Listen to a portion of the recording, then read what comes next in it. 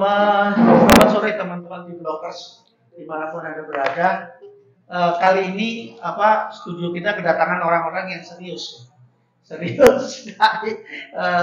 berbagai pandangannya gitu karena ini saya pakai ini lupa. Ya teman-teman sekalian, selamat sore, kita ketemu lagi di studio Timoho Blog Channel. Kali ini studio ini kedatangan teman-teman yang sangat serius untuk membicarakan tentang berbagai hal. Yang ujung ini teman-teman ini semua adalah akademisi. Yang ujung sana Mas Ainul Yakin dari sebuah perguruan tinggi, saya tidak perlu sebutkan namanya, nanti enggak promo. Kemudian yang di sebelah saya adalah Pak Martadani, juga langganan di studio kita. Beliau adalah dekan Visipol di sebuah kampus universitas tertentu. Nah, apa yang akan kita bicarakan hari ini adalah dari perkembangan pemilu yang tinggal menghitung hari dari 14 Februari, ada berbagai hal yang harus kita cermati yang terjadi di tengah masyarakat. Ada persoalan yang mendasar. Yang pertama adalah bagaimana masyarakat itu menilai ketidaknetralan aparat. Kok bisa jadi tidak netral itu kenapa? Nanti kita akan tanyakan. Kemudian apa dampak yang terjadi pada masyarakat kita dengan goncangan-goncangan yang ada menjelang pesta demokrasi. Yang pertama adalah saya akan mengawali dengan kalau kita pernah dengar cawe-cawe Pak Presiden, Mas. Cawe-cawe Pak Presiden itu dari hasil survei yang dilakukan oleh beberapa lembaga survei, saya kutip saja, ada 50,8% survei rakyat minta Pak Jokowi tidak cawe-cawe. Nah, ini. Jadi 50,8% itu nggak wes, tidak usah cawe-cawe. Ini permintaan rakyat. Nah, kemudian ada lagi bahwa 77,3% responden menginginkan Pak Jokowi tetap menjaga netralitas. Ada 14,1% abstain dan 8,6% malah justru Pak Jokowi tidak perlu bersikap netral. Waduh. Ini awalan yang nanti akan menjadi bahan kita untuk diskusi kita. Nah, kemudian Mas Yakin dan Pak Dhani bahwa ternyata endorsement dari Pak Jokowi masih tetap juga ada 36,4% total responden mengaku terpengaruh. Nah, kemudian 53,3% ini tidak terpengaruh dengan kode-kode atau isyarat-isyarat yang dikeluarkan Pak Jokowi untuk mendukung paslon tertentu. Ini datanya ada pada saya. Nah, kemudian ya, nanti kita akan ngomong lagi soal bagaimana masyarakat menilai ada kelanjutan, perubahan atau apa-apa, nanti kita akan lihat. Cuman teman-teman sekalian, saya kan nanti Pak Dhani dan Mas Yakin menanggapi bahwa bagaimana sih kok aparat menjadi tidak netral gitu ya. Nah, di dalam beberapa riset, bukan riset sih, kita mencari-cari berbagai sumber itu bahwa belum lama ini Pak Jokowi menggelunturkan bansos sebesar 476 triliun. Wah, luar biasa ini. 470 ini beritanya ada pada saya tunjukkan. Nah, kemudian teman-teman sekalian, 476 triliun itu dibagikan di dalam tahun 2023. Nah, pertanyaan besar ini jane bansos ini berkaitan dengan politik atau tidak. Nah, yang sekarang saya minta pendapatnya Mas Yakin, Mas Ainul Yakin dulu. Mas, bagaimana sih tentang netralitas Presiden dalam hal ini, Presiden sebagai bagian dari penyelenggara pemilu ya? Enggak, Mas? Ya, terima kasih Pak Dwi. Kalau pendapat saya secara pribadi, ya sebaiknya pejabat negara atau presiden itu menurut hemat saya netral ya, dalam bersikap netral dalam pemilu pemilihan umum itu ya. Karena menurut saya pejabat itu ada banyak keterkaitan gitu. Keterkaitan dengan jabatannya, keterkaitan dengan struktural dia, atau keterkaitan dengan banyak pihak lah. Itu yang menyebabkan kenapa menurut hemat saya seorang kepala negara atau presiden atau pejabat-pejabat yang lain gitu ya, yang strategis gitu harus netral. Itu karena banyak keterkaitan dengan dari sisi strukturalnya.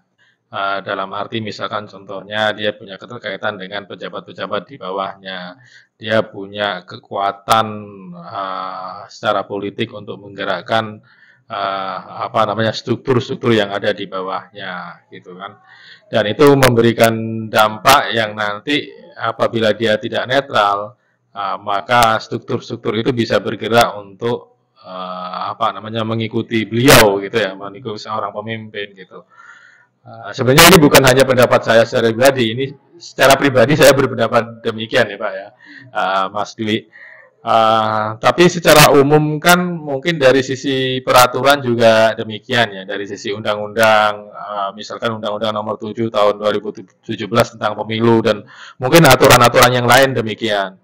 Terus kemudian selain aturan-aturan itu mungkin ya kita melihatnya secara etik juga ya, seorang pemimpin ya memang harus netral ya. Itu dari sisi etik meskipun tidak ada aturannya gitu. Secara etik itu tidak masuk aturan. Secara etik harus netral. Iya, yes, ya. Tapi sebagian pengamat itu berpikir kalau melihat contoh misalkan di Amerika Serikat, misalkan presiden itu nggak netral nggak masalah gitu. Presiden tidak netral tidak masalah. Misalkan dulu kayak presiden-presiden yang lalu, misalkan Obama itu terang-terangan yang mendukung calon dari Partai Demokrat yang didukung oleh Partai Demokrat gitu. Dia kampanye untuk itu. Obama kampanye itu. Nah, tapi kalau di kita di Indonesia udah jelas itu aturannya, sebenarnya presiden itu tidak boleh untuk seperti itu gitu. Ya makanya ada aturan, kayak sepertinya ada aturan bahwasanya presiden kalau mau mendukung ya dia harus cuti atau apa gitu. Ada aturan-aturan yang mengatur bagaimana sikap presiden dalam ikut andil dalam pemilu itu gitu. Apakah dia sebagai pendukung ataukah dia sebagai jurkam atau dia sebagai seorang presiden yang harus netral, itu kan ada aturan-aturannya. Selama aturan itu diikutin, saya kira tidak masalah. Itu pendapat saya sih Pak. Iya. Saya ke Pak Dhani Pak. Pak, mengenai netralitas, bahkan akademisi, saya nggak tahu Bapak itu sudah mikirnya terbuka. Tapi Bapak kan melihat Pak, apakah ASN kita tuh netral atau tidak netral, atau sudah dipengaruhi apa gitu? Apa dampaknya bagi ASN kalau diajak untuk memilih 01, 02, 03 itu gimana Pak Dhani? Ya, selamat sore. Jadi kalau ASN jelas itu kan dia harus netral ya. Tapi lebih jauh kalau didetailkan kenapa sih harus netral gitu. Seperti ASN itu kan memberikan kepada pelayanan kepada masyarakat, tidak boleh kepada golongan tertentu. Ya kan itu. Termasuk misalnya golongan tertentu itu pada partai tertentu. Kan gitu. Ketika dia melakukan pelayanan itu hanya pada partai tertentu, itu jadi sudah berpihak namanya. Ya kan? Itu sudah netral. Nah, dan itu akan bisa lebih jauh kan begitu. Lebih jauhnya apa? Ya tidak adil, tidak fair. Kenapa yang hanya diberikan pelayanan ya hanya pada golongan tertentu, termasuk kenapa hanya mendukung ya capres tertentu, golongan tertentu. Padahal dia makan gaji, ngambil gaji dari masyarakat yang bisa saja berbeda dari golongan yang dia dukung kan begitu, ya, atau yang dia tidak dukung. Nah, itu common sense fairness-nya ya. Logika yang sama tadi misalnya juga kepada presiden juga termasuk. Presiden kan diangkat adalah untuk bangsa negara ini. Ya, bukan kepada untuk satu golongan. Dengan kata lain dia berdiri di semua golongan. Ketika dia kemudian ya secara terbuka atau secara mengirim sinyal kepada masyarakat berpihak pada paslon tertentu, ya itu sudah tidak netral. Nah, kalau misalnya di negara lain ada jaminan, kan gitu masalahnya. Boleh, ada jaminan hak warga negara. Ya, ada yang jaminannya itu dia mengundurkan dari jabatannya agar tidak menggunakan fasilitas negara untuk mendukung. Ketika misalnya tadi fasilitas negara, ya harus untuk semua golongan dong. Ya, atau tidak boleh hanya pada paslon tertentu. Sebagai hak warga negara boleh. Makanya tadi benar sekali. Ya, dia punya hak sebagai warga negara untuk mendukung ya salah satu calon. Oke, tapi berikanlah juga jaminan kepada keadilan itu kepada masyarakat. Ya mundur dong dari jabatan. Ya kan gitu. Menteri yang mundur juga gitu kan. Harusnya, Pak. Loh, iya dong. Tapi peraturannya sekarang Ya memang itu aturan pejabat negara itu aturan tidak boleh kan gitu. Apa tidak harus? Tidak harus. Kan begitu. Tapi lalu oke, kalaupun tidak harus, tapi reasoningnya, common sense-nya gitu. Bisakah dia berbuat netral? Kan bisakah dia berbuat apa untuk semua golongan ketika misalnya dia menjabat tapi jelas-jelas adalah dia berpihak gitu. Ya kan?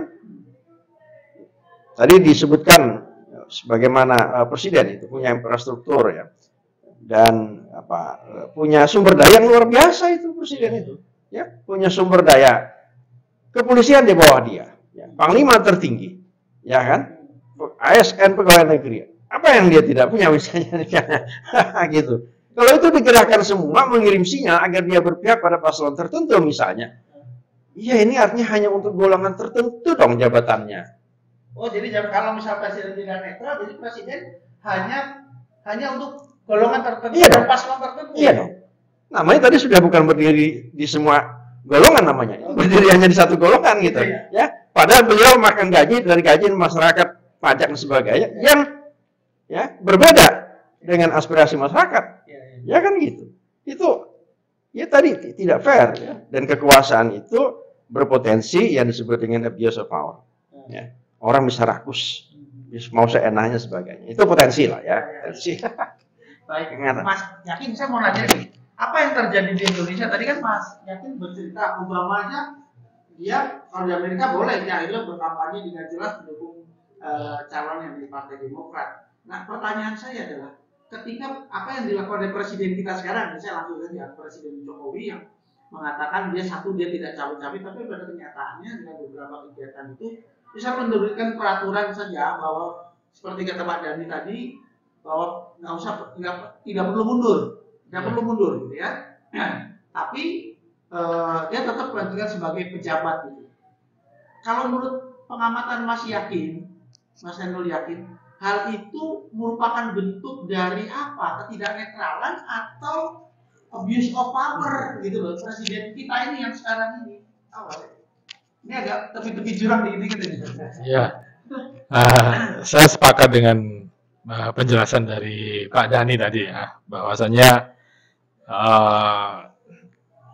presiden, pejabat negara itu atau pejabat negara yang lain ya, itu dibiayai oleh seluruh warga negara gitu, dari bermacam partai, latar belakang politik, dari berbagai latar belakang budaya, yang ketika kemudian presiden itu kemudian hanya berpihak pada salah satu misalkan, yang di situ salah satu partai, berarti itu tidak sesuai dengan latar belakang tadi itu, dengan latar belakang prinsip dukungan dari dan kewajiban dia untuk bekerja bagi seluruh rakyat tanpa memilah-milah dari partai apa, dari latar belakang suku apa dan yang lain latar belakangnya gitu.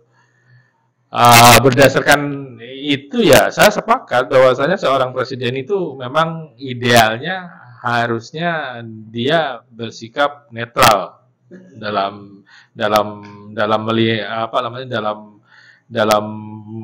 pemilu sekarang ini gitu. Idealnya begitu ya.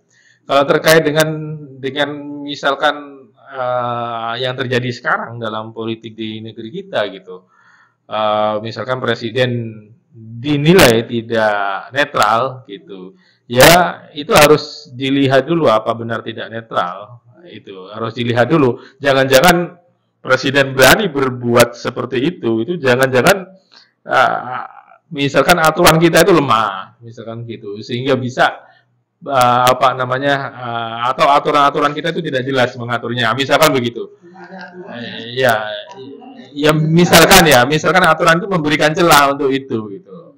Nah, kalau misalkan bertanya tentang bagaimana sikap presiden sekarang ini, apa namanya? Nah, kalau dilihat dari perspektif langkah-langkahnya, misalkan begitu ya, apa namanya? Langkah-langkah politiknya, langkah-langkah apa namanya? Bagaimana dia bersikap gitu kan misalkan. Nah, mungkin ada orang yang bilang itu tidak netral gitu. Tapi untuk mengatakan tidak netral itu perlu bukti gitu kan. Nah, ya harus perlu bukti. Kadang kadang kan sekarang untuk mencari buktinya itu tidak mudah. Itu yang sekarang untuk mengatakan bahwasanya oh presiden tidak netral misalkan begitu. Ya harus buktinya seperti apa dulu gitu. Jelas nggak buktinya bahwa presiden itu tidak netral. Nah, persoalan yang semacam ini itu harus diselesaikan dulu gitu loh, harus diperjelas dulu gitu. Nah itu untuk mengatakan presiden tidak netral itu harus diperjelas dulu sehingga jangan-jangan ketika saya ngomong presiden itu tidak netral gitu kan, nah saya bisa dapat konsekuensi hukum dari pernyataan itu misalkan karena samar-samar gitu. Netral dan tidak netralnya itu masih samar-samar gitu kan. Tapi misalkan bisa dilihat dan bisa dirasakan, oh ini tidak netral, misalkan begitu. Nah misalkan contohnya soal kasus, katanya mungkin soal kasus apa ya, yang orang sekarang rame gitu ya, misalkan soal debat capres, ya atau debat capres lah, debat capres gitu. Atau bansos yang paling gampang. Iya bansos. Sebentar, saya potong teman-teman sekali, bansos ini menarik. Mas Saiful yakin bahwa adalah aparat pemerintah, salah satu kementerian membagi-bagikan bansos, bantuan sosial yang merupakan program pemerintah, tapi dalam tanda petik diklaim itu adalah bagian dari bantuan dari Pak Presiden satu, gitu loh. Terus ada bansos yang bergambar paslon. Saya pernah punya pengalaman begini. Ini pengalaman mungkin hampir 10 tahun yang lalu. Saya tanya pada beberapa tetangga saya, mau milih siapa, Bu, gitu kan, karena saya penasaran. Ya milih yang ngasih bansos lah. Itu. Iya, itu realitasnya seperti itu. Ketika saya tanya kepada tetangga saya itu ada 2-3 tetangga itu hampir mirip lah jawabannya gitu. Kalau dikasih bansos ya saya pilih gitu, yang ngasih bansos gitu. Nah itu kemungkinan memang sangat berpengaruh itu. Kalau itu dikasih apa namanya tadi Pak Dani, dikasih nama, dikasih stiker calon tertentu, ya itu pelanggaran sih. Iya pelanggaran kalau dikasih. Ya, kalau itu memang itu benar-benar nyata-nyata itu dana bansos yang umum ya, yang memang dananya pemerintah gitu, tidak boleh diatasnamakan partai, ya itu pelanggaran. Cuma persoalannya berani nggak ini Bawaslu itu menindak kasus-kasus semacam itu.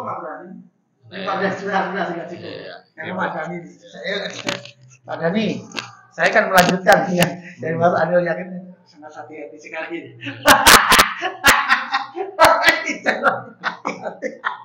Saya nggak tahu, mungkin kalau pakai kopiah itu dari caranya. Jadi Pak Dhani sama teman-teman sekali bicaranya sangat hati-hati karena beliau adalah dosen ya. Tapi saya kan pertanyaan begini, Pak. Di undang-undang tadi yang nomor 7 tahun 2017 ya, tentang ada undang-undang 5 tahun 2014 tentang ASN yang mengharuskan sebagai aparatur berposisi netral, bebas dari intervensi dan mengintervensi semua golongan dan partai politik. Pertanyaan saya gini, Pak Dhani, ini kan dalam penilaian Pak Dhani, masyarakat itu, kenapa tadi pertanyaan gitu, Bawaslu nggak berani menindak? Apa karena abuse of power itu? Karena saya tidak ngomong soal ASN yang lain, saya ngomong ke presiden sebagai top manajemen di negara kita yang membawai semua ASN. Jadi kalau presidennya nggak netral, otomatis bawahnya juga akan mencontoh untuk tidak netral gitu loh. Gitu loh Pak Dhani. Iya, gitu kan maksud saya. Nah, kalau pertanyaan saya ke Pak Dhani adalah, ini Pak, ada 14 pelanggaran Hmm. yang membuat orang itu menjadi tidak netral. Ini ada dari Bawaslu. Hmm. Yang pertama salah satunya saja saya bilang, menghadiri deklarasi pasangan calon peserta, bla bla bla bla. Nah, kemudian mengadakan kegiatan mengarah pada keberpihakan, bla bla bla bla bla yang terkait dengan pribadi atau kepentingan bakal calon pasangan calon. Pertanyaan saya Pak, Dhani, apakah aparat penegak hukum seperti Bawaslu, kemudian TNI atau Polri, Bawaslu lah sekarang yang dekat itu dengan timnya ada di kejaksaan itu mampu untuk melakukan tindakan hukum terhadap pelanggaran-pelanggaran yang terjadi ketidaknetralan. Ya. Ya, kalau sebetulnya dari segi perangkat peraturannya ya sangat mampu. Itu memang tugasnya kan. Itu ada kepolisian, ada kejaksaan di sana untuk menindak ya. Apa itu yang disebut dengan pelanggaran pemilu ya. Nah, kalau itu memang ada pelanggaran pidana sebaiknya itu serahkan kepada penegak hukum yang lain. Nah, ya pertanyaannya ini Mas Dewi agak malu-malu juga mungkin pertanyaannya. Ya pertanyaannya mungkin ini mau melanggar Bawaslu sendiri melanggar apa enggak kan gitu kan. Nah, kalau dia tidak profesional, dia tidak menjalankan aturan itu sendiri, ya melanggar. Kalau Bawaslu sendiri yang tidak profesional untuk melakukan itu, iya melanggar dong. Emang berani tidak presiden? Berani, lain. Ya kan pertanyaan melanggar apa tidak ya kan? Nah persoalan berani tidaknya ini adalah persoalan ya pertama tadi ini berani tidaknya itu pertama dia memahami aturan itu ya. Aturan dia tidak mau juga mungkin dia melakukan sesuatu dia tidak melanggar. Oke, itu betul misalnya. Nah jadi aturannya bagi dia itu harus clear karena juga ada memang misalnya begini ya. Apa yang disebut dengan money politik misalnya kan gitu ya. Money politik itu memang peraturannya itu sangat lemah yang disebut dengan money politik ya. Ada unsur menjanjikan sesuatu harus jelas-jelas menyebutkan untuk memilih yang memberi, untuk memilih yang memberi, yang menjadi. Dan itu pada masa kampanye. Jadi di dalam masa kampanye ya, jangan caleg itu bagi-bagi nggak apa-apa pilih saya, nggak kena karena belum masa kampanye. Ya kan? Tapi pada masa kampanye, kemudian yang memberi itu adalah teman sampean, bukan sampean tuh. Ya toh? Ini ini hadiah nih ya. Tapi nanti pesannya begini, tolong ya, konco sing di samping rumah ini dipilih ya. Itu nggak kena Pak. Nggak kena itu. Nggak kena. Siapa yang dimaksud dipilih itu? Objeknya nggak jelas. Ya kan? Walaupun paham ya, itu nggak kena. Jadi kalau mau pembangunan berkelanjutan, kayak kita doang itu nggak apa-apa ya. Nah jadi memang hukum itu memang harus tadi ya subjek objeknya, lokusnya itu harus jelas berkaitan. Tapi sekali lagi ada yang lebih di atas persoalan hukum itu menyangkut tadi etik dan moralitas. Kan begitu. Jenengan misalnya walaupun lewat teman-teman jenengan ngasih duit misalnya, ya toh untuk memilih jenengan. Iki pantas apa ora gitu. Karena gitu. Pantas apa ora? Mau mendapatkan jabatan politik dengan cara menyogok masyarakat. Pertanyaan itu. Tapi kalau sudah tidak sensitif lagi persoalan pantas tidak pantas, ya memang semua melakukan akhirnya kan. Wow, yang lainnya juga melakukan Mas kan gitu. Kok aku orang melakukan ya memang itu jantangannya begitu. Makanya mas saya kalau tidak bisa melaksanakan memegang etika politik, nggak usah ikut nyalon. Ya baik nggak usah, ya kan? Nah istilah Mas Anu yakin nambah dosa. Ya kan, udah tidak pantas itu ya, tidak pantas. Nah nanti kalau persoalan menambah dosa atau enggak nanti ada ayatnya mas, ada hadisnya mungkin gitu ya. Saya mau nambahkan sebentar, masih Pak Dhani nanti itu Mas Ainul Yakin dan Pak Dhani. Ketika seorang presiden sebagai pemimpin negara, top manajemen yang memadani semua ASN bahkan TNI dan Polri melakukan ketidaknetralan, mungkin nggak? Mungkin nggak Pak Presiden itu dituntut dengan kalau Pak Dhani apakah cuma etik atau cuma apa? Kalau ketika jelas-jelas lah melakukan melakukan apa ya istilahnya mendukung satu paslon tertentu gitu dengan aparatnya. Ya, Gitu. saya mengutip pendapat ahli hukum misalnya, ya dari sisi sumpah jabatan saya udah kena, karena tidak berdiri di atas semua golongan. Memobilisasi sumber daya negara misalnya, ya untuk pasangan calon tertentu itu udah kan melanggar sumpah, Gitu, ya. Melanggar sumpah. Nah kalau melanggar sumpah itu kan juga itu undang-undang tuh. Ya. Tinggal proses hukum saja. Ya tadi pembuktiannya misalkan gitu ya. Kemudian pendapat ahli hukum ya, lokusnya di mana kan itu. Dalam common sense hukum menurut saya bukan ahli, tapi common sense-nya. Akal sehat hukum ya memang itu akan kena. Buktinya misalnya sekarang ya ada sekelompok masyarakat yang mengajukan 100 pemakzulan itu kan, bahkan ketemu Menko Polhukam menyerahkan itu agar presiden dilakukan pemakzulan karena sudah melanggar jadi sumpah jabatan presiden. Jadi ya tidak main ini ya dianggap tadi ada yang mandang melanggar sumpah jabatan. Mas saya begini ya, kenapa tidak main-main? Tidak gampang orang berkesimpulan dan mau bergerak pemakzulan itu kepada presiden, kan itu kan? Ya katakanlah itu ada butuh dana, ya dibiayain sendiri, siapa yang biaya misalkan. Harus mengkonsentrasikan kajian-kajian hukum sebagainya hingga sampai pada kesimpulan itu. Pun belum tentu berhasil. Kalau ada kelompok melakukan seperti itu, ini serius berarti persoalan. Ini serius berarti kan gitu. Nah, saya melihat dari proses itu. Nah, jadi kembali tadi kalau misalnya TNI, ya polisi itu dimobilisasi untuk golongan tertentu, lagi-lagi itu jelas melanggar peraturan. TNI polisi itu adalah memang alat negara yang berdiri untuk semua golongan. Nah ya, dan yang lebih penting juga masyarakat merasa tercederai keadilannya. Aku paslonku ini, lah kok nggak didukung presiden kan? Kan begitu. Kenapa? Saya juga bayar pajak, dia bilang kan gitu. Kenapa hanya paslon itu? Ya kenapa aparat dan TNI itu hanya untuk paslon itu? Misalnya tadi itu kan. Aparat penegak hukum polisi tentara juga saya juga bayar pajak kan ya untuk mereka itu. Kenapa hanya paslon? Ketidakadilan terhadap masyarakat jangan disepelekan. Ini menjadi akumulasi besar yang disebut dengan apa ada saliensi politik ya. Itu bisa meledak satu ketika. Di beberapa negara kajiannya selalu begitu. Dia awali ketidakadilan negara atau elit. Aku jelas sangat hati-hati. Baik, Mas Anul, yakin saya mau bertanya begini loh. Ada satu peristiwa, Mas, pembagian bansos di satu daerah. Salah satu pejabat pemerintah juga ikut membagikan. Tentu saja dengan embel-embel tertentu. Kalau pejabat pemerintah melakukan itu kan atasnya kan ujungnya di Pak Presiden. Nah, ketika terjadi pelanggaran ketidaknetralan.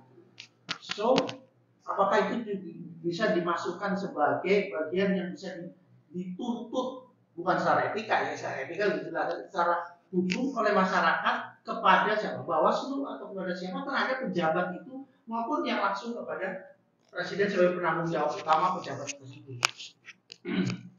Ya, terima kasih.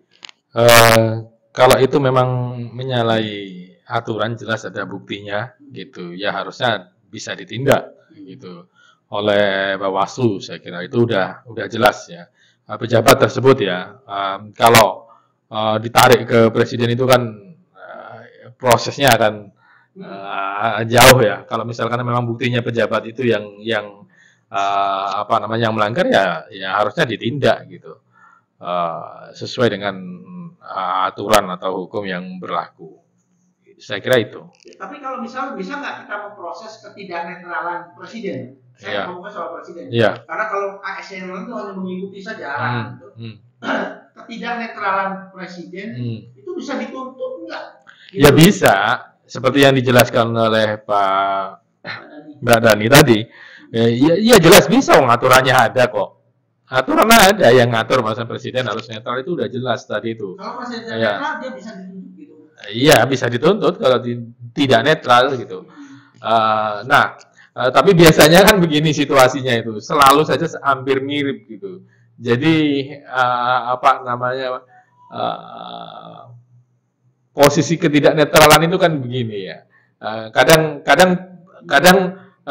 apa namanya pejabatnya atau mungkin presidennya gitu kan melakukan kegiatan apa namanya sesuai dengan jadwal kegiatan kepresidenannya kan gitu. Nah, ini apa namanya yang perlu diperjelas. Kadang kan sering kan, oh ini kegiatan presiden gitu kan. Oh, ini memang jadwal kegiatan kami kan gitu. Biasanya kan selalu seperti itu gitu yang terjadi gitu. Nah, apa namanya mencari bukti yang konkret dan yang jelas itu kadang agak ini ya. Iya, agak susah gitu. Dan yang jelas menurut saya sih sama dengan Pak Dhani tadi, memang sangat berbahaya apabila seorang pejabat negara khususnya presiden itu bersikap tidak adil dan dia mendukung partai tertentu atau mendukung capres atau cawapres tertentu, itu memang sangat berbahaya. Berbahaya ya itu tadi gitu. Menurut saya dia punya kuasa yang luar biasa, dia bisa mengendalikan sistem yang ada, dia bisa mengendalikan struktur para pejabat di bawahnya, itu kan. Nah, itu berbahaya. Kalau di level pejabat itu kan begini, Pak Dwi. Kita kan tidak perlu memberikan secara formal mungkin ya Pak ya, mungkin Pak Dhani yang lebih paham dari sisi sosiologisnya, dari sisi sosiopolitiknya gitu. Bahwasanya pejabat itu kalau tahu pimpinannya itu sukanya begini gitu, pilihannya ya pejabat di bawahnya itu udah tahu apa yang harus dikerjakan gitu. Jadi, nah disinilah susahnya dari sisi hukum gitu. Ini dari sisi hukum susah. Loh, saya nggak pernah nyuruh kok. Nah gitu. Tapi pejabat di bawahnya ini kalau tidak melakukan itu dia bisa bisa tersanksi gitu lah. Dan kita ketika memberikan sanksi pun itu tidak vulgar kan Pak Dwi? Tidak vulgar. Misalkan bisa saja. Misalkan saya sebagai atasannya itu tiba-tiba yang mengasih SK saja karena Anda dinilai begini ya silakan. Dimutasi begitu kan. Ya, dimutasi ke luar Jawa atau kemana. Dan itu kan tidak ada bahasa yang konkret baik itu dari sisi apa namanya dari sisi komando ya atau tidak menyuruh ke bawahannya maupun ketika dia memecat juga tidak secara vulgar memecatnya karena bawahan ini tidak menuruti apa namanya tidak mengikuti langkah-langkah politik atasannya itu. Nah ini ya. Nah kasus yang semacam ini yang susah untuk dituntut Pak Dwi secara hukum formal itu kan agak susah gitu. Nah itulah yang jadi kendala gitu. Jadi pelaku politik ya mohon maaf ya siapapun pelakunya mulai dari tingkat level atas maupun presiden itu apalagi presiden misalkan gubernur, menteri dan semuanya lah ketua partai dan sudah paham gitu langkah-langkah maksudnya dia melangkah harus seperti apa untuk menghindari oh ini kalau begini saya secara hukum salah gitu kan. Makanya tadi itu yang saya ceritakan nggak perlu menyuruh misalkan Pak Dwi atasan saya, Pak Dwi nggak perlu menyuruh saya sebagai menteri itu untuk yakin sebagai menteri tolong ya ini gunakan uang ini untuk ini ya nggak perlu begitu. Formal kayak gitu. Iya nggak udah bisa gerak sendiri. Nah gerak sendirinya ini yang susah dituntut secara hukum gitu. Dikorek kemana itu agak susah. Gitu. Baik. Sekarang saya mau kembali ke Pak Dhani nih Pak. Pak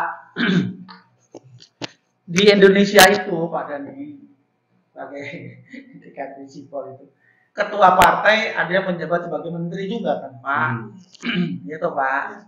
Kemudian partai-partai tersebut berafiliasi dengan salah satu calon tertentu, itu kan Pak.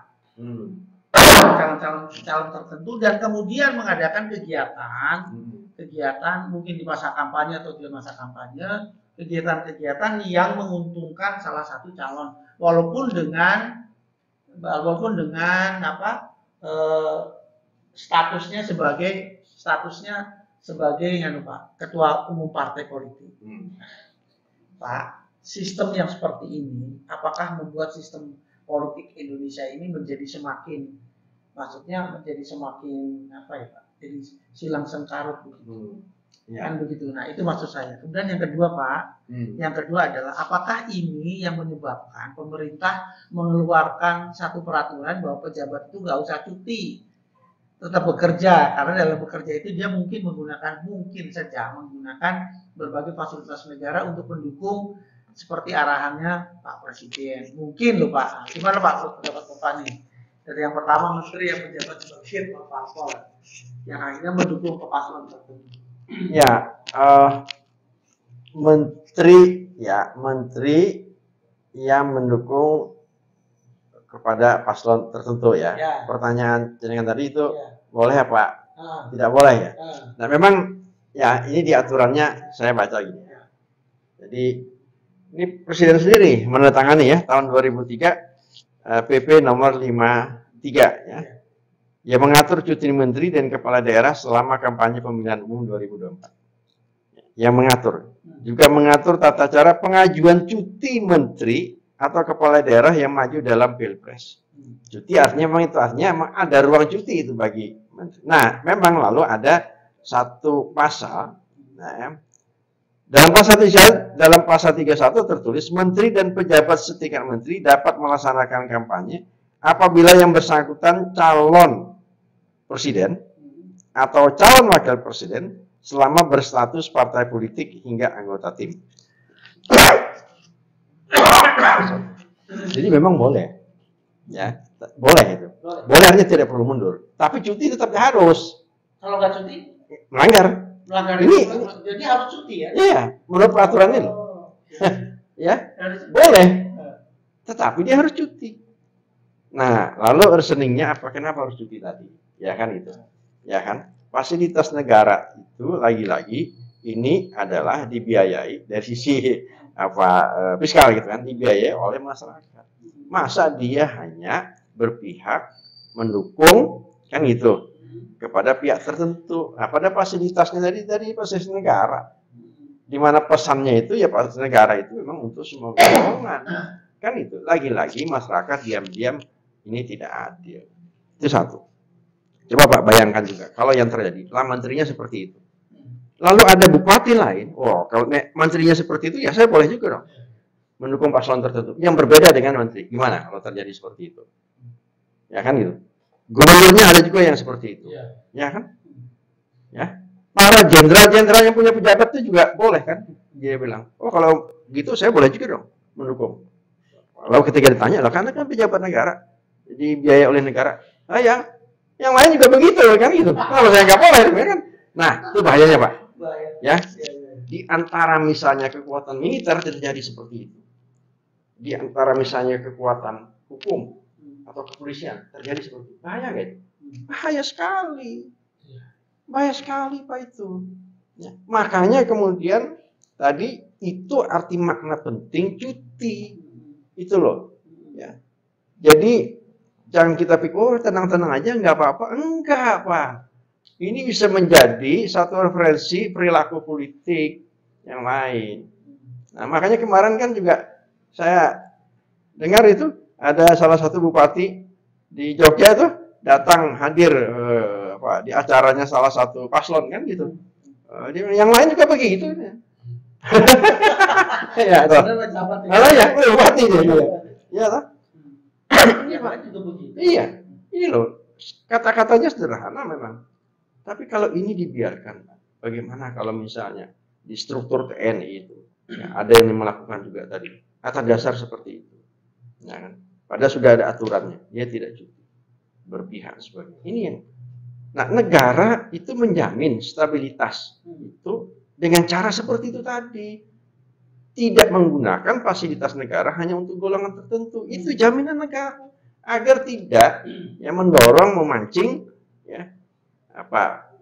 peristiwa-peristiwa yang tidak perlu di konflik. Ya kalau di masyarakat, tapi kalau misalnya konfliknya ada di TNI, di militer, di kepolisian, ya itu berbahaya sekali Pak. Itu yang tadi reasoningnya kira-kira gitu. Baik, tidak terasa 25 menit ya. Sudah berakhir. Sekarang saya pengen semacam closing statement dari Mas Ainul Yakin terkait dengan yang pertama adalah nanti kapan-kapan kita akan diskusi lagi tentang pemilu itu sebetulnya arahnya mau kemana sih setiap pemilu satu. Yang kedua tentang netralitas ASN itu loh Pak, aparat pemerintah. Karena seolah-olah sekarang ini itu menjadi bagian yang seperti kata Pak Dhani itu yang lain juga ikut ya. Nah, kemudian aparat penegak hukumnya itu harus seperti apa dan masyarakat itu harus seperti apa, Mas Ainul Yakin? Masyarakat kita itu harus menilai seperti apa? Kalau Pak Dhani tadi bukan mengancam sih, tapi mengatakan hati-hati nih. Kalau rakyat sudah merasa tidak adil, maka dia bisa menjadi satu kekuatan yang luar biasa. Nah, sekarang Mas Ainul melihat hal ini, masyarakat kita itu melihat ketidaknetralan dalam tanda petik ya. Kemudian ada aparat ketidakadilan. Contoh yang kepala desa yang nggak ikut deklarasi ke Jakarta itu dipanggil oleh pihak kepolisian untuk pemeriksaan berbagai hal, sudah segala macam. Kalau menurut pendapat Mas Ainul Yakin, masyarakat kita dengan hal itu gimana, Mas? Ya, mungkin dampaknya itu sama ya, seperti yang dijelaskan Pak Dhani, berbahaya sekali dampaknya ketika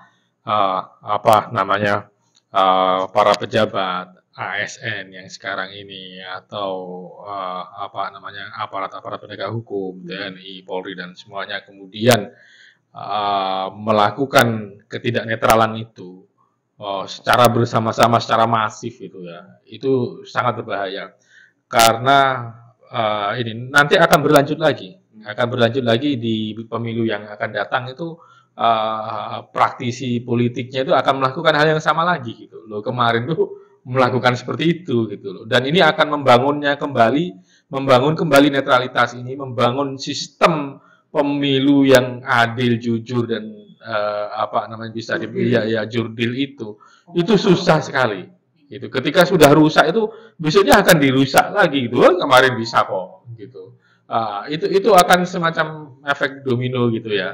Nanti akan berlanjut, akan ditiru yang lain, dan itu menurut saya sangat berbahaya untuk penegakan demokrasi kita gitu. Saya melihatnya ini bahkan justru nanti kedepannya ini agak susah ini Pak membenahinya gitu. Ketika sudah selama ini sudah hampir 20 tahun lebih dari 20 tahun dibangun setelah era reformasi dimulai tahun 98 gitu kan. Kemudian kita dengan semangatnya membangun itu, kemudian sekarang itu semuanya itu menjadi lemah amburadul gitu. Misalkan seperti itu kondisinya. Saya melihatnya kalau semuanya tadi bilang seperti yang Pak Dhani itu semuanya melakukan kok, gitu. Akan berat gitu. Masyarakat itu melihatnya sebagai apa? Apakah ini apatis? Masyarakat itu begini, Mas Dwi. Kasusnya sama dengan kasus di era antara Pak Harto naik itu tahun 72 ya. Dengan selama 32 tahun lebih itu baru terjadi perlawanan masif di pertengahan 90-an kan, baru masif, dan 98 itu sangat masif, puncaknya 98 itu butuh waktu 32 tahun agar semua masyarakat itu kompak untuk mengakumulasi itu, dan prosesnya panjang gitu. Masa kita mau menunggu 32 tahun lagi gitu untuk proses itu? Masyarakat yang kritis itu kan berapa? Masyarakat yang seperti Pak Dhani, seperti Pak Dwi gitu kan, yang berapa persen gitu. Paling masyarakat yang berpendidikan itu kan hanya 10% yang level sarjana. Dari 10% level sarjana itu yang kritis itu berapa lagi? Dari 10% itu paling yang kritis hanya berapa, 1% nggak sampai gitu. Dan itu yang sekarang ramai di medsos itu hanya sekitar berapa persen. Dan menurut saya kita habis waktu kita butuh waktu panjang lagi untuk memperbaiki demokrasi ini. Menurut saya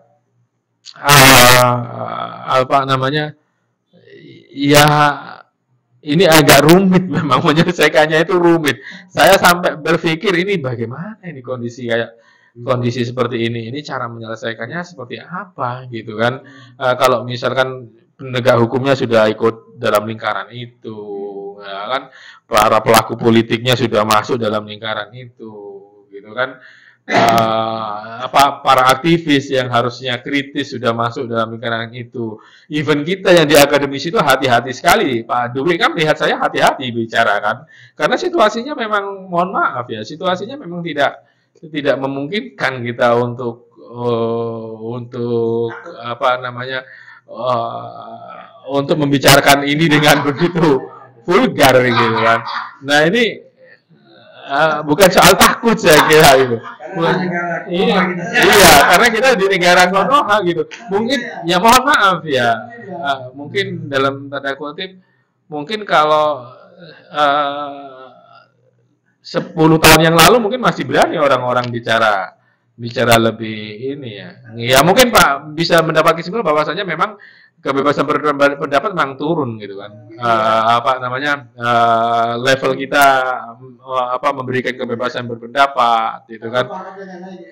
Bukan soal pangkat nggak naik, memang situasinya itu ya seperti demikian, memprihatinkan gitu. Saya kira itu. Saya kira statement saya tentang situasinya memprihatinkan ini sebenarnya bisa dikaji lebih jauh lagi gitu. Dan itu sangat ya itu saya kira saya sepakat dengan Pak Dhani ya. Iya, sepakat dengan Pak Dhani tadi. Ya. Baik, sekarang Pak Dhani, Pak, closing statement Pak, ini perkembangan masyarakat kita yang sekarang dengan teknologi yang sudah demikian maju Pak, orang bisa mencari data, menganalisis data, generasi milenial muda itu juga hampir separuh ya Pak. Nah ini sebetulnya mereka itu, maksud saya dengan tadi hal-hal yang dikatakan Mas Ainul yakin ya, misalnya mereka dengan masif bisa ini bisa, tapi mereka masyarakat itu tidak mampu menganalisis Pak, menganalisis gitu loh lewat berbagai teknologi yang kita punya. Oh ini ternyata ini abuse of power, oh ternyata ini. Artinya seberapa besar itu Pak pengaruhnya? Pengaruh media ya. Media kemudian dia menganalisis. Ya, gini, kalau pengaruh media sosial jelas ya, karena misalnya TikTok itu 100 hampir pokoknya dia tertinggi lah di Indonesia TikTok, kemudian ya puluhan juta. Nah, ini jelas sangat berpengaruh tiap hari kan. Orang Indonesia rata-rata itu menghabiskan di medsos itu 24 jam itu 8 jam. Ya, luar biasa itu. 8 jam itu menghabiskan itu apa yang dia baca. Nah, persoalan kemampuan menganalisis lalu memang sedikit kompleksitas. Ya, bagaimana membedakan ini misalnya IE atau bukan misalnya suara. Kan kita sekarang bisa nih buat narasi itu ya. Buat narasi mau katakanlah membuat hal-hal yang negatif itu siapa yang dituntut nanti itu? Suaranya suara dari AI gitu. Dari artificial intelligence kan sekarang gitu ya. Nah, termasuk tadi benar tidaknya. Maka memang ada tahapannya. Jadi saya setuju nih, ada yang mengatakan kita ini bermedsos itu baru memiliki kekuatan ya untuk melakukan medsos, menggunakan medsos ya. Nah, tetapi yang belum kita masuk sedikit itu adalah ya ketahanan dan kedalaman menggunakan itu ya kan itu. Buktinya apa misalnya kita agak panjang dikit nih di medsos kita skip gitu kan. Kita nggak mau yang panjang-panjang kan gitu. Nah, itu artinya ketahanannya, kedalamannya kita kurang ya. Walaupun kita 8 jam menggunakan tadi ya. Nah, lalu berkaitan dengan pemilu ini. Ya, pemilu ini memang di mana sih bagian pentingnya pemilu ini? Pemilu ini kan adalah evaluasi ya kenegaraan. Ya kan? 5 tahun sekali. Bahasanya ini mengingatkan saya pada bahasa. Ya. Oke, terus. Masyarakat itu diberikan kesempatan. Ya kan? 5 tahun nih masyarakat bekerja, mencari nafkah dan sebagainya. Udahlah, percaya betul nih kepada pemerintah. Kan begitu? Kan gitu kan? Tapi ada breaknya. Masyarakat ini sudah habis nih masa jabatan pemerintah, caleg. Ya, nanti akan jadi alek kan gitu ya dari caleg. Ya kan? Masyarakat diberikan hak untuk melihat, mengevaluasi. Ya kan gitu. Lalu mana pemerintahnya ini? Oh, ternyata pemerintah ini masih baik nih. Oh, dia lanjut. Oh, caleg ini masih baik, masih baik. Oh, ini yang korupsi kan. itu diberikan kesempatan. Ya. Kalau tidak nanti apa yang terjadi kalau tidak ada evaluasi seperti itu? Ya nanti menjadi batu negara ini, ya kan? Jadi tidak bergerak, tidak ada dinamika apapun, Pak. Kira-kira pemilu ini sama seperti kita mengadakan show, Pak. Panggung, ya toh, panggung. Nah, jangan tadi tanya, ini pemilunya gimana nih, baik apa enggak, mungkin gitu. Kalau ekstrimnya nih, kalau kita mengadakan show gitu, panggung, pertunjukan, tapi orangnya pada mabuk semua, lebih baik gak usah. Ya kan? Ngapain bikin panggung, hiburan, membuat masyarakat kacau? Termasuk penyelenggaranya mampu. Iya dong. Iya kan? Ngapain bentuk panitia untuk ada hiburan segala bikin panitianya korupsi segala, ini lebih baik gak usah. Nah, tetapi sebagai sebuah keniscayaan, kan itu, ini tetap harus dilakukan. Nah, dua hal yang berbeda nih. Ya, nakal aparatnya tidak berarti kita membatalkan pemilu, tidak. Karena pemilu keniscayaan, ya tetap diperbaiki lah aparat sebagai netral dan sebagainya. Ya, tetap harus ada pemilu, tidak boleh mundur ya dalam konteks konsolidasi demokrasi. Nah, sayangnya kita ini di ujung. Ini konsolidasi kita ini dalam beberapa terminologi sudah konsolidasi yang keempat tahapnya ini ya. Tapi tiba-tiba kejadian yang sangat luar biasa adalah pelanggaran etika berat Ketua MK. Ini tidak disangka-sangka konsolidasi tahap keempat bisa terjadi peristiwa yang ini. Mestinya yang terjadi ini pada konsolidasi tahap pertama, Pak. Awal-awal kita, bukan pada di tahap awal-awal demokrasi, awal-awal reformasi itu masih terjadi, masih mungkin. Ya, masih mungkin. Karena aparatnya tadi menyangkut etika atau sebagainya masih nakal semua lah ya kan, pada baru lepas dari Orde Baru kan. Lah ini sudah berjalan ya 20 tahun lebih, kita berada tahap konsolidasi yang keempat. Yang mestinya itu 20 tahun lah terjadi ini. Ini yang tadi bilang. Apakah itu sebagai simbol ketidaknetralan, salah satu simbol ketidaknetralan aparat? Iya ya. Baik teman-teman sekalian, ini sebetulnya masih panjang banget, ada banyak yang tangkap, tapi kita harus berhenti di sini. Nanti kita akan ngobrol lagi soal yang lebih dalam lagi. Ada beberapa kesimpulan bahwa yang pertama adalah aparat ASN, TNI, Polri memang harus netral. Termasuk presiden juga harus netral, karena berbahaya apabila tidak netral. Dan yang kedua, karena mereka memiliki kekuatan struktur yang luar biasa yang bisa membuat pesta demokrasi ini menjadi sebuah kepentingan politik tertentu. Dan yang ketiga adalah masyarakat juga sekarang sudah mampu untuk menilai apa yang dilakukan oleh para penyelenggara pemilu, baik yang netral maupun tidak netral. Sehingga Pak Dhani warning bahwa hati-hati loh, karena di situ akan menimbulkan ketidakadilan. Nah, akumulasi ketidakadilan itu seperti katakan Mas Ainul Yakin dari Orde Baru itu sampai panjang sekali. Nah, ini mungkin bisa saja terjadi seperti itu. Oleh karena itu, bisa ya, bisa lebih cepat ya. Oleh karena itu, teman-teman sekalian, terutama teman-teman aparat ASN dan TNI Polri tetaplah harus bersikap netral, karena itu bagian dari sistem demokrasi dan etika. Jadi netralitas ASN. Netralitas ASN. Kira-kira saya memberi netralitas ASN. Opsinya.